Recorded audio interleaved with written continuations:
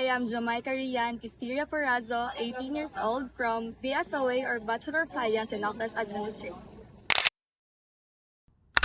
I started my pageantry or modeling journey when way back year 2023, where I joined Miss Summer at Arpo Rock and I won that. I won the Miss Summer 2023 and then I was discovered and then encouraged to join Miss Baguntaas 2025. And then I took that opportunity and then I won as the Miss Baguntaas second runner-up. Next is I also joined Miss Kahabunan and I won first runner-up and now I previously joined Miss Pasawa in SEMU, and then again, I earned the second runner-up. What inspires me, or siguro who, kay kuan, and the little me bitaw, sa una nga ako, where kanang, I was just playing Princess, something, ana lang, and then who would thought that little girl would grow up and then would become a queen who kanang dili lang basta go-wear of crown, but a queen who stand as a good role model, who inspires her action, and then a queen nga dili lang basta ga-show siyang poise and beauty, but a queen who has a purpose, a queen who wants to make a change and be the change herself.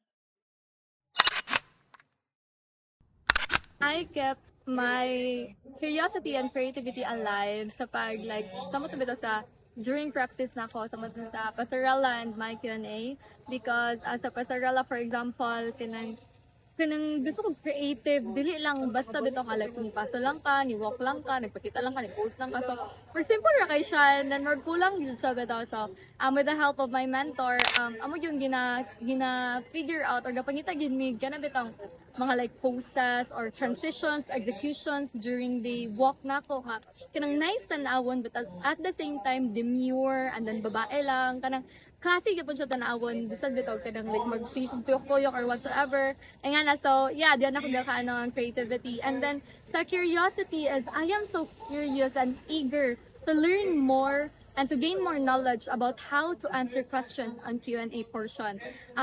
Kay dili ra magud siya basta lang mutubag lang ka sa question but kanang dapat magid kay maingon na kay magawas na kay mastorya na kay point and purpose nganong man lugar nag-join ka na nga pageant or whatsoever. So through ano bita like kanang gatan-aw pag kog other videos sa mga queens nga kanang the way sila mustorya and then naka-discover po jud og nakahimo kog mga like ways or technique on how to answer their questions. So, just like for example, the technique where i-repeat ang question, maghatag og opinion and then maghatag og message. Another technique is dili na i-repeat ang question. Mag-like, nasa post, mga 3 seconds siguro, para ma-fan ang crowd, mataga ang crowd of time na muhilo. And then, I will start to answer, and then ako ihatag ako ang point, and then, kanang, akong message dayon. There is this moment katong pinakauna na mga training sa ako ang mentor bitaw katong sa pasarela namo and then katong nga time dili kay ko ingon nga anad gyud kaayo sa pageant heels samot na nga ako ang gina-wear nga heels it's either 6.5 inch or 7 inch jud. So dili siya dali pero ganahan ko like sa una pa lang jud ganahan jud ko mag-wear og tagas nga heels because I feel so tall. Nga bitaw like nice lang siya sa feeling. So mo to naglisod jud ko sa first na ko nga training kay more balance pa jud ko more medyo ka kilo pa ang ana and then moto kanang ako lang gibutan sa akong mind nga kanang I'll just work hard ihatag na kwantanan para ani because I know nga kani nga kanang pag-work hard ako kay ang result ani is very kanang ma-happy ko sa result kanang partner pa siya kanang worth it lang ingana. So mo to sa pasarela na ko medyo jud nga naglisod jud.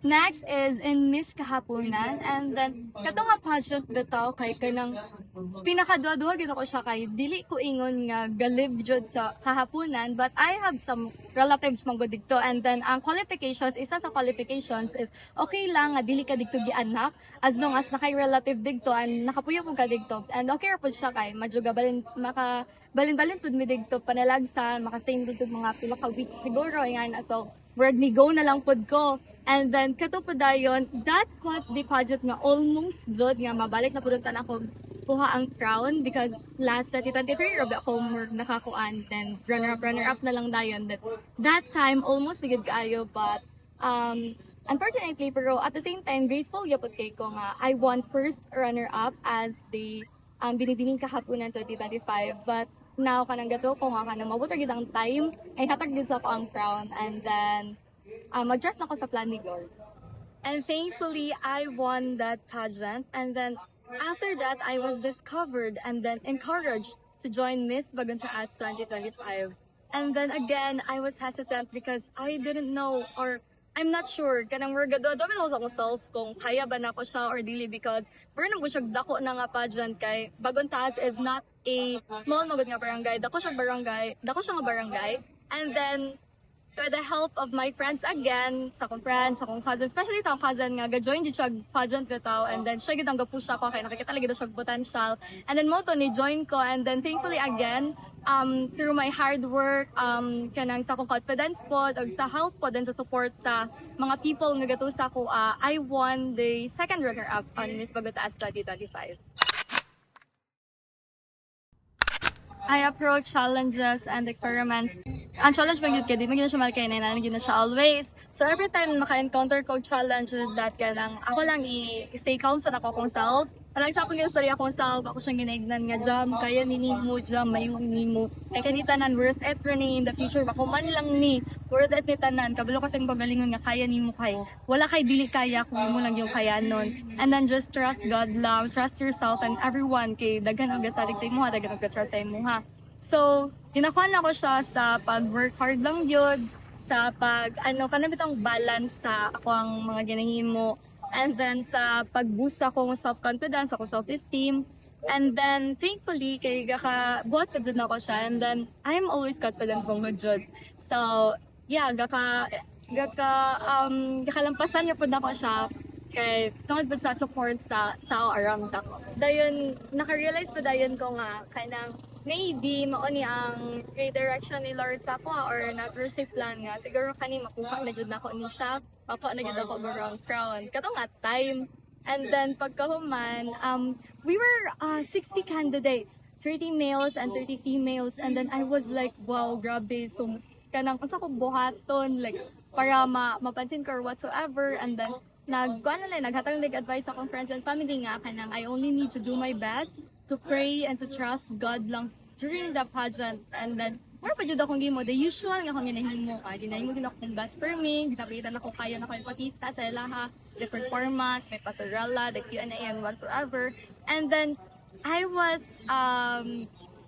so blessed to be part of the top 8. And then, I was crowned as the Miss Pasawa Semi 2025 second runner-up. Though, dili ako ang nadaog. Wala gina ko na ang crown that I expected. Pero, I'm still very grateful kaya imagine, dagan dyan kay Meato time. And then, napansin dyan ko sa judges. And then, look forward dyan ko sa ako ang next nga pageants. And then, I'm looking forward dyan nga kanang mawala gid ang time nga makuha na gid ako ang grand winner nga title, makuha gid ako ang crown nga dang title. Just like in pageantry where daghan gid kay idols, daghan gid ko mga gina-look up nga pageant queens just like Kat, Eliana Marie, and then Atisa, like daghan sila. And then kanang akong ginaling sa akong mind is the right time will come where ako na pud dayon. All I need to do is just believe, do my best, and then maabot ra gid ang right nga moment ihatag sa ako ni God, right moment, right time, right place, and right timing for the shot. Thank you.